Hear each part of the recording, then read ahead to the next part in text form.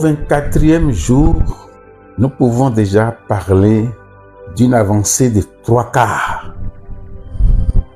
Vous qui avez été fidèles jusque-là, la nature même vous remercie. L'argent abonde vers vous parce qu'il est en train de comprendre que vous comprenez. Il est en train de comprendre que nous comprenons. Il est en train de dire enfin. Et cette appréciation, elle est bonne. Elle est heureuse pour nous. Parce que nous avons persévéré jusque-là. Celui qui persévérera jusqu'à la fin sera sauvé, aura gagné, aura tout gagné. Vous êtes dans la barque et celui qui nous conduit, il a toutes les compétences. N'ayons donc pas peur. La révolution continue. Notre révolution continue. Courage à vous, courage à ceux que vous avez amenés, courage à votre environnement, courage à votre entourage et nous continuons. Les pieds fermes. Nous continuons jusqu'au bout. Aujourd'hui, 24e jour. Un très beau texte nous attend. Et c'est avec le contenu de ce beau texte que je vous salue. Bonjour à vous et que Dieu vous bénisse.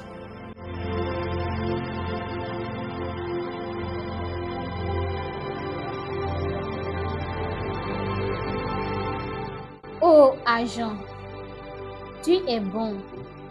Et dans l'ordre matériel, personne ne peut rien faire sans toi, comme cela est bien organisé. Dans cet ordre, rien, vraiment rien, rien vraiment, oui rien, ce qu'on appelle rien. Curieusement dans le même ordre, indirectement ou non, aucune générosité, aucune charité n'est possible sans toi.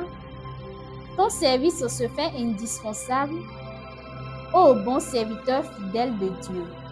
Dans cet ordre, même le miracle n'est pas possible s'il ne se veut pas, m'as-tu vu? On ne nous a pas appris de tel genre de miracle, tout venu du ciel comme manne. Il nous faut donc avoir les 2 pains et le peu de poisson, ou les 5 et les 2. D'une manière ou d'une autre, on revient à la belle logique du gentilhomme dominicain. Il faut un minimum de biens matériels pour appliquer la vertu. Comprenne qui pourra.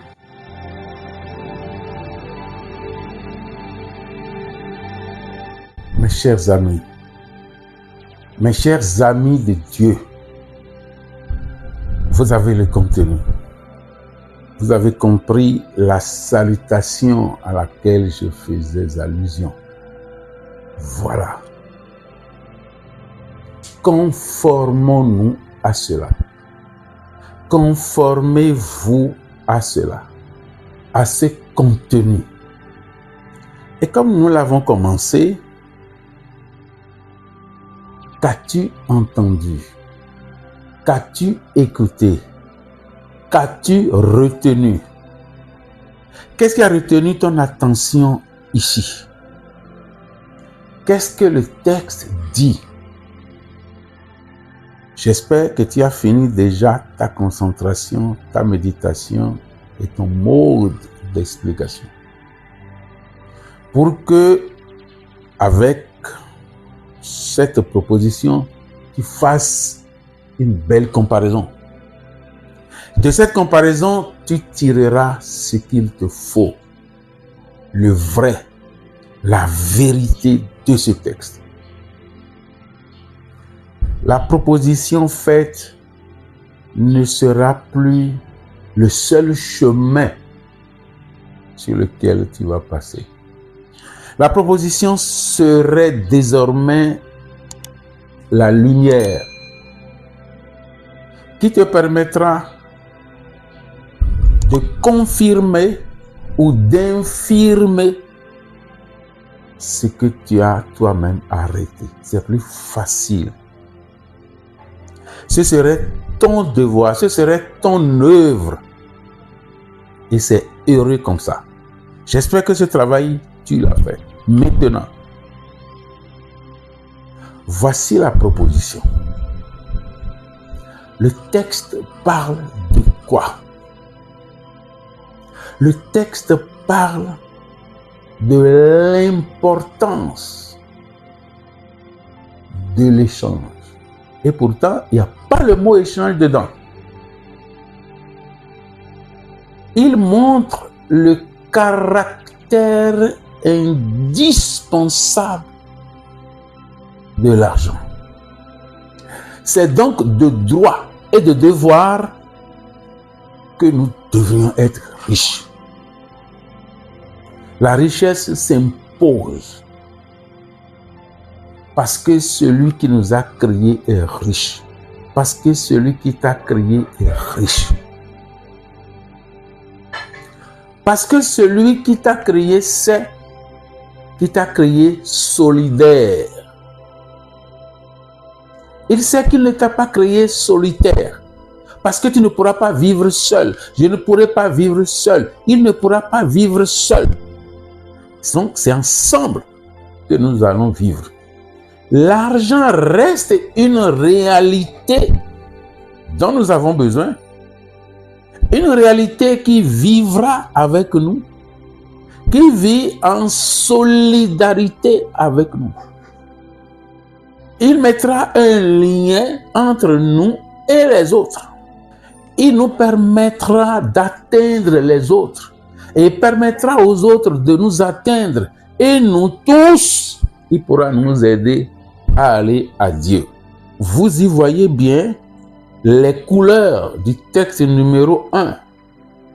La bonté de Dieu, la bonté de l'homme, la bonté de Dieu en acte, la bonté de Dieu, de l'homme en puissance et le caractère bon de l'argent. Le texte précise, il est partout et dans l'ordre matériel. N'oubliez pas ça. C'est pourquoi le texte a insisté 3 fois sur l'ordre matériel. Dans cet ordre, ne l'oubliez pas. Parce que si vous quittez cet ordre, vous risquez de vous faire attaquer. Vous risquez même de tomber. Vous risquez même de ne pas vous comprendre. Dans l'ordre matériel, l'argent s'impose. L'argent s'impose. Il est indispensable. Le texte dit qu'il est indispensable. Mais quand on dit ordre matériel, la nourriture, acheter, tous les échanges dont nous avons parlé, parce que tu ne peux pas produire tout. Nous avons déjà dit ça. Mais il n'y a pas que ça. On va commencer par faire les pas. Ça, c'est un premier pas. C'est une première marche. Ce que tu vas manger, tu vas boire. Tu vas prendre des vêtements. Tu vas te loger. Tes besoins. Tes besoins fondamentaux. On passe ça. Le texte dit, dans le même ordre d'idées, aucune charité n'est possible. Aucune générosité n'est possible.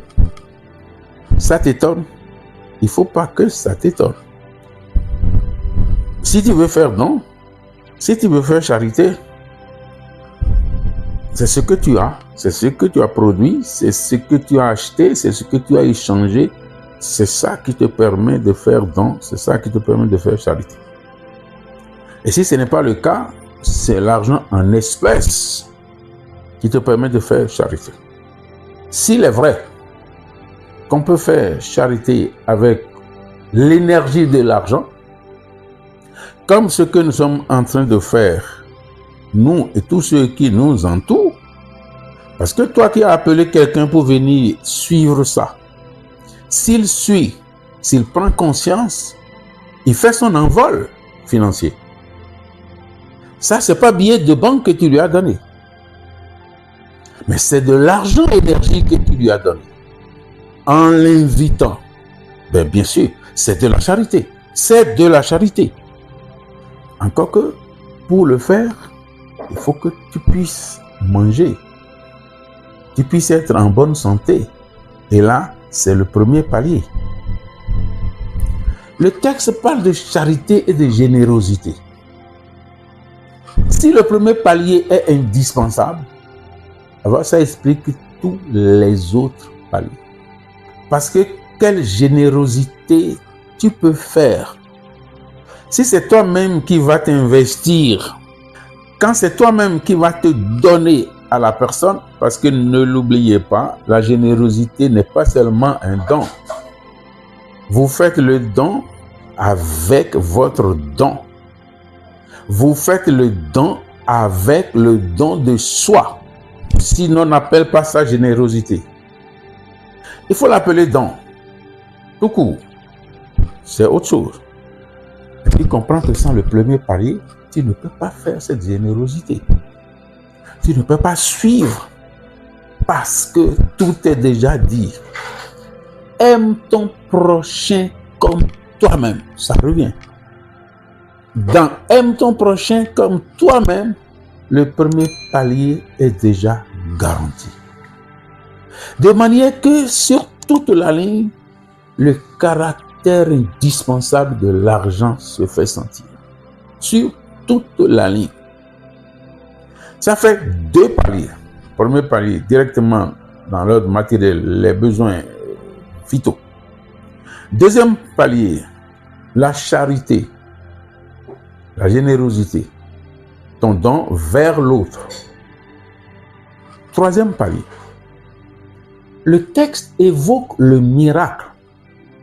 Et il dit, même le miracle ne sera pas possible. Et il a pris un exemple du miracle. Même le miracle ne sera pas possible. Et il dit, lui, texte, il ne connaît pas un miracle. Si le miracle ne veut pas devenir m'as-tu vu? Le miracle m'as-tu vu, c'est quoi? De la magie. Époustouflant. Venez voir. J'ai fait ceci. Il a fait cela. Venez voir. Non, ce n'est pas le miracle. Ça doit avoir un but. Un but, et c'est toujours la générosité qui est derrière. La personne se donne avec ce qu'il donne. Ouais. La personne se donne avec ce qu'il donne. Et donc, la générosité est au-delà du simple don. Puisque quand tu donnes, tu dois te donner. Nous l'avons dit. Alors, si le miracle exige ça, si le miracle ne se veut pas, m'as-tu vu? Eh bien, il aura besoin du premier palier et du second palier. Et l'exemple qui est pris est ceci. Le miracle dit à tort multiplication de pain. Dans les Saintes Écritures, il y en a deux sortes.